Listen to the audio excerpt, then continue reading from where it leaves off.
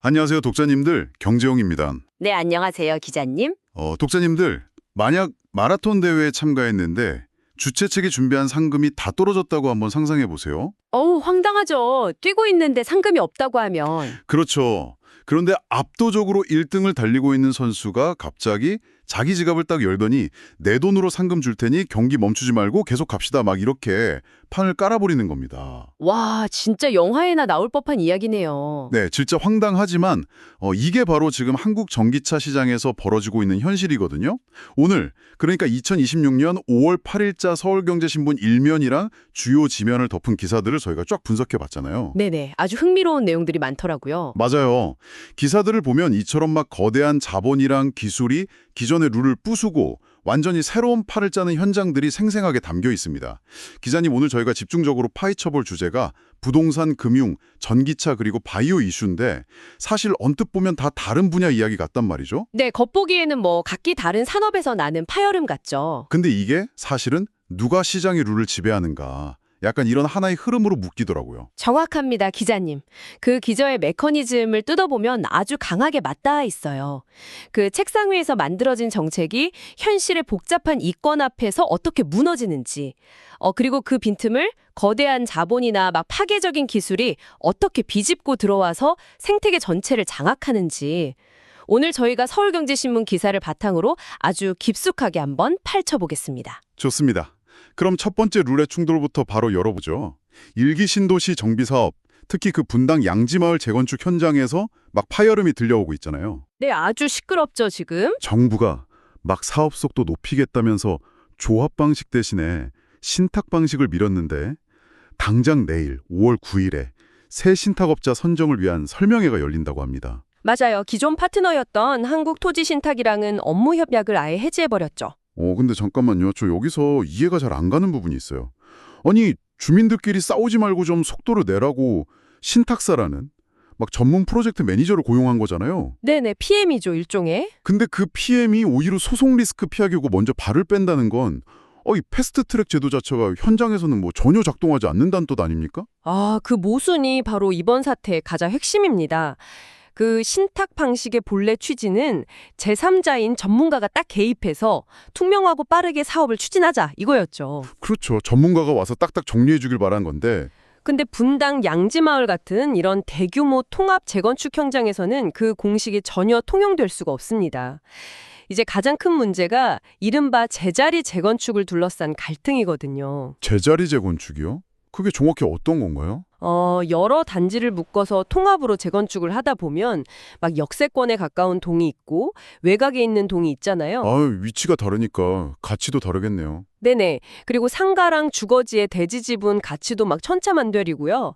그러니까 나는 원래 있던 그 금싸라기 땅에 그대로 제자리에 들어가고 싶은데 이걸 통합정산을 하게 되면 내 이익을 다른 단지 주민들이랑 나눠 가져야 하는 상황이 생기는 겁니다. 내 재산을 남이랑 나눈다? 이거 뭐 절대 쉽게 합의 안 되죠. 그렇죠. 게다가 신탁사 본질은 결국 이윤을 추구하는 민간 기업이잖아요. 수수료 조금 받으려다가 자칫하면 막 수십 년간 이어질 수 있는 막대한 법적 분쟁, 그리고 자금 사톱 리스크를 굳이 감수할 이유가 전혀 없는 겁니다. 그러니까 전문가를 데려왔지만 그 전문가조차도 막 수천 명의 그 엇갈린 재산권을 강제로 조종할 그런 마법의 지팡이는 없다는 거군요. 맞습니다. 근데 여기에 갈등을 아주 더 크게 부추기는 정책적 뇌관이 하나 더 있습니다. 그래요. 그게 뭔가요? 올 8월부터 시행될 노후계획도시 특별법 개정안입니다. 사업 시행자를 지정할 때 단지별로 과반 동의를 받아야 한다는 조항이 떡하니 들어갔어요. 잠깐만요. 전체 주민의 과반수가 아니라 단지별 과반수요. 네, 단지별로요. 아니 그럼 만약에 5개 단지를 딱 묶어서 대규모로 통합 재건축을 하려는데 세대수가 제일 적은 딱 1개 단지 주민들이 우리 반대한다 이래서 과반수 반대를 해버리면 그 전체 마스터 플랜이 전부 다 엎어질 수도 있다는 겁니까? 정확합니다. 정부 입장에서는 뭐 소수단지의 권리도 보호하고 사전에 이견을 조율해라 이런 좋은 취지였겠죠. 근데 현실에서는 이게 거부권, 그러니까 강력한 비토 파워를 아예 쥐어준 셈이 되어버린 겁니다. 와, 이건 뭐 하나마나한 정책이 될 수도 있겠는데요? 사실 정부가 2030년까지 1기 신도시에서 6만 3천 가구를 막 공급하겠다.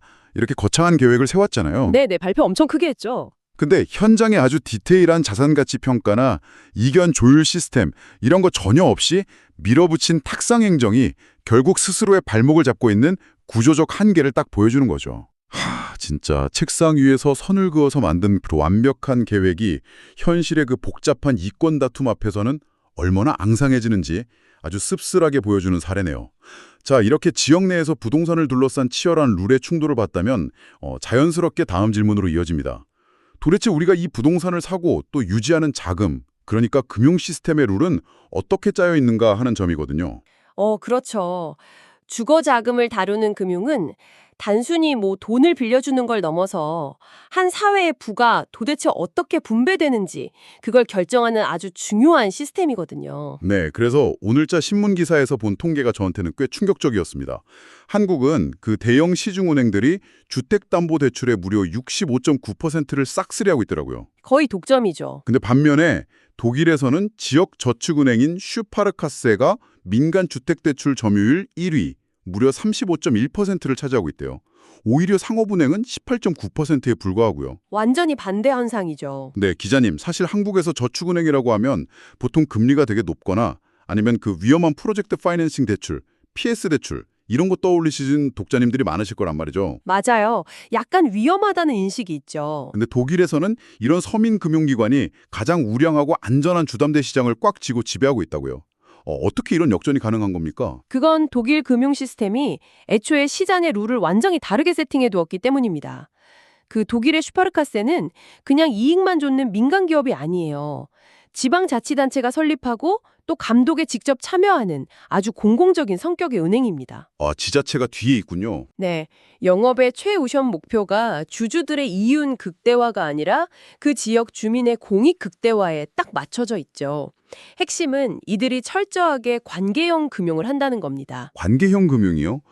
단순히 그 신용점수 알고리즘 돌려서 대출 한도 딱 뽑아대는 거 그런 게 아니란 뜻인가요? 네, 서류상의 수치만 보는 게 아닙니다. 이 사람이 지역 커뮤니티 내에서 평판이 어떤가, 그리고 사업장의 실제 현금 흐름은 어떤가, 또 우리 은행이랑 얼마나 오래 거래를 해왔나, 이런 장기적인 거래 관계 등을 아주 종합적으로 평가를 해요. 와, 진짜 사람과 사람 사이의 관계를 보는 거네요. 맞아요. 지역 경제랑 아주 밀착되어 있다 보니까 오히려 대형 시중은행보다도 부실률 관리에 훨씬 더 뛰어난 성과를 보이고 있습니다. 무려 독일 국민 5천만 명이 이 시스템을 이용하고 있죠. 와, 듣고 보니까 한국 상황이랑 너무 비교가 되네요. 한국은 대형 시중은행들이 가장 리스크가 적고 안전한 주담대 시장을 그냥 꽉 쥐고서 이른바 땅 짚고 헤엄치기식의 이자 장사를 하고 있잖아요. 그렇습니다.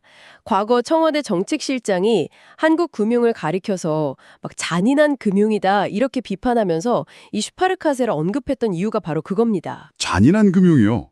오, 표현이 세네요. 그럴만하죠. 한국의 대형은행들이 주담대라는 아주 달콤하고 안전한 파일을 다 독식해버리니까 이금융권이나 저축은행들은 튼튼한 수익 기반을 가질 수가 없는 거예요. 안전한 데서 돈을 못 보니까. 네, 생존을 해야 하니까 자연스럽게 막 더 위험하고 금리가 높은 대출로 내몰리게 되는 거죠. 반면에 독일은 지역은행들이 든든하게 지역의 모세혈관 역할을 딱 해주니까 상업은행들은 편하게 주담대 장사를 하는 대신에 밖으로 나가서 기업 대출이나 글로벌 투자 같은 진짜 혁신적인 영역에서 승부를 봐야만 하는 겁니다. 구조 자체가 은행들 체질을 완전히 바꿔놓은 거네요. 네, 구조가 시장 참여자들의 체질을 완전히 바꿔놓은 아주 좋은 예시죠. 그러니까 독일은 제도가 지역금융이라는 약자를 보호하면서 상업은행의 혁신을 강제로 끌어내는 구조군요. 근데 기자님, 이렇게 보호막이 없는 시장에 스스로 룰을 파괴할 만큼 거대한 자본력을 가진 어떤 외부 포식자가 딱 등장하면 어떻게 될까요? 시선을 돌려 전기차 시장의 이야기로 한번 넘어가 보겠습니다. 바로 중국 최대 전기차 기업 비아디의 공세입니다. 현재 한국 전기차 생태계를 그 가장 밑바닥부터 아주 강하게 흔들고 있는 아주 치명적인 플레이어죠. 제가 오프닝에서 마라톤 상금 이야기, 그 황당한 이야기 했던 게 바로 이 대목이거든요. 현재 국내 48개 지자체에서 전기차 보조금이 완전히 다 소진됐습니다. 네, 돈이 말랐죠. 상식적으로 정부 지원금이 끊기면 소비자들은 당연히 지갑을 닫고 제조사들은 판매를 잠깐 멈추는 게 맞잖아요. 그게 누리죠, 원래. 근데 비아디가 5월 한 달 동안 1,009만 원에서 최대 169만 원까지 지자체가 줘야 할 보조금을 자기들 돈으로 주겠다고 나선 겁니다. 심지어 아토3 모델 같은 경우는 삼성카드로 결제하면 캐시백까지 더해서 최대 367만 원 혜택을 줘요. 와, 엄청나네요, 진짜. 네, 결국 2천만 원 후반대 전기차를 살 수 있게 된 거예요. 기자님, 솔직히 저는 이거 이해가 안 갑니다. 아무리 규모의 경제가 있다고 해도 남의 나라 시장에 와서 한 대 팔 때마다 수백만 원씩 자기들 마진을 막 깎아 먹으면서 자체 보조금을 주는 거잖아요. 이거 그냥 시장 점유율만 뺏고 나중에 결국 무너지는 전형적인 추월 경쟁 아닙니까? 겉보기엔 완전 제살 깎아먹기 같아 보이죠. 근데 그들의 원가 구조를 깊이 들여다보면 출혈이 아닐 확률이 아주 높습니다. 이게 바로 비아디의 무서운 점이거든요. 아, 손해가 아니라고요? 네, 그들은 단순히 부품 가져와서 차를 조립하는 회사가 아닙니다. 배터리의 원재료인 리튬 채굴부터 시작해서 핵심 부품인 그 블레이드 배터리 제조, 반도체 설계, 심지어 전기차를 실어 나르는 수출용 선박까지 자기들이 자체적으로 소유하고 있어요. 잠깐만요. 100까지 가지고 있다고요? 네, 수직 계열화의 진짜 끝판왕입니다. 중간 마진을 떼어갈 하청업체가 아예 없으니까 기본 생산 단가 자체가 다른 회사들보다 압도적으로 낮을 수밖에 없죠. 아, 애초에 남들이 3천만 원에 만드는 걸 이 사람들은 2천만 원에 만들 수 있으니까 300만 원 깎아줘도 여전히 자기들 주머니엔 흑자로 남는다는 뜻이군요. 맞습니다. 비아디는 수입자 브랜드 중에서 최단 기록인 11개월 만에 한국 누적 판매 10,000대를 돌파했고요. 지난 4월에만 2,023대를 팔아치웠습니다. 와, 속도가 장난 아니네요. 게다가 지금 전국에 33개 전시장, 18개 직영 서비스 센터를 짓고 있어요. 그러니까 이건 단순한 덤핑이 아닙니다. 정책의 공백이 딱 생기자마자 자신들의 그 압도적인 자본력으로 빈자리를 스스로 싹 메우면서 한국 소비자들의 일상적인 인프라까지 다 장악해버리는 아주 치밀한 시장 잠식 전략인 거죠. 거대한 자본이 아예 스스로 정부 역할까지 대신하면서 기존의 룰을 그냥 부수고 있다는 거네요. 자, 비아디가 자동차랑 배터리라는 거대한 제조업의 판을 찍어 누르고 있다면 이제 그 대량 생산의 파도는 철강이나 이런 걸 넘어서 생명체 자체로 향하고 있습니다. 오늘 저희가 다룰 마지막 주제인데요. 일본의 스타트업 심플로젠과 합성생물학 이야기입니다. 네, 앞서 이야기한 비아디가 조립 라인의 규모의 경제라면 이 심플로젠은 눈에 보이지 않는 미시세기에서 규모의 경제를 실현하려는 엄청난 기술입니다. 기사 내용 읽어보니까 이게 진짜 막 공상과학 영화의 한 장면 같더라고요.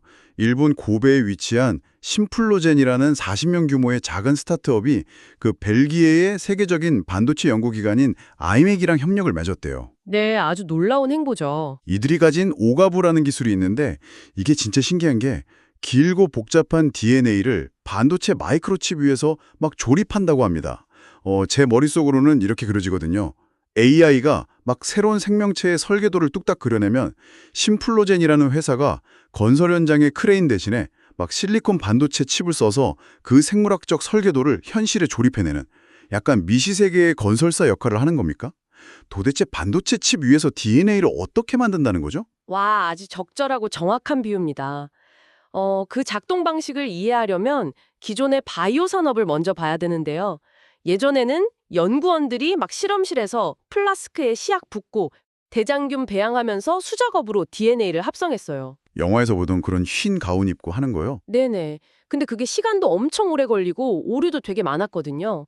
근데 심플로젠의 기술은 이 생물학적 과정을 아예 반도체 공정으로 끌고 와버린 겁니다. 반도체 칩 위에는 우리 눈이 안 보이는 수백만 개의 미세한 채널이랑 전극이 막 있거든요. 아, 칩 위에 공간이 있다고요? 그렇죠. 여기에 미세 유체공학이나 전기적 신호를 이용해서 DNA를 구성하는 염기 서열들을 막 레고 블록 맞추듯이 극도로 정밀하고 빠르게 조립해내는 겁니다. 와, 생물학을 막 화학 실험실에서 빼내서 1나노미터를 다루는 반도체 공장으로 그냥 통째로 옮겨버린 거군요. 그렇습니다. 심플로젠 CEO인 야마모토의 인터뷰를 보면 이 기술의 진짜 파괴력을 알 수 있는데요. 그가 이런 말을 했어요. AI 시대에는 설계의 정확도가 엄청 높아지는 만큼 그 설계를 실제 물질로 얼마나 빠르고 싸게 구현하느냐, 이게 곧 국가 경쟁력이다 라고요. 아, 설계도만 있으면 뭐하냐? 만들어야지. 이 뜻이네요. 맞아요. 아무리 AI가 부작용 없는 완벽한 항암제나 가뭄에 견디는 막 슈퍼 작물의 DNA 설계도를 순식간에 그려내도 그걸 싼값에 대량으로 쫙 만들어낼 DNA 파운드리가 없다면 그건 결국 그림의 떡에 불과하다는 거죠. 듣고 보니까 진짜 소름이 돋네요. 눈에 보이지도 않는 DNA 합성 비용을 마치 반도체 찍어내듯이 획기적으로 낮추는 기업. 와, 이 기술을 손에 쥐는 자가 앞으로 바이오, 의료, 그리고 식량 산업 전체를 다 아우르는 미래 글로벌 공급망의 목줄을 그냥 쥐게 되겠군요. 네, 완전히 판을 뒤집는 게임 체인저가 될 수 있습니다. 전기차 생태계와 집값의 룰을 뒤흔드는 거대한 자본과 정책들. 독자님들, 만약 DNA마저 반도체처럼 싼값에 맘대로 찍어내는 시대가 완전히 도래한다면 이 생명의 설계도는 새로운 세계의 가장 강력하고 위험한 무기가 되지 않을까요? 네. 지금까지 신도시 재건축부터 합성생물학까지 시장의 룰을 뒤흔드는 서울경제신문 일면 기사 주제에 대해 다뤘습니다. 네. 다음에도 빠른 소식으로 찾아뵙겠습니다. 네. 지금까지 서울경제신문 경제영이었습니다. 감사합니다.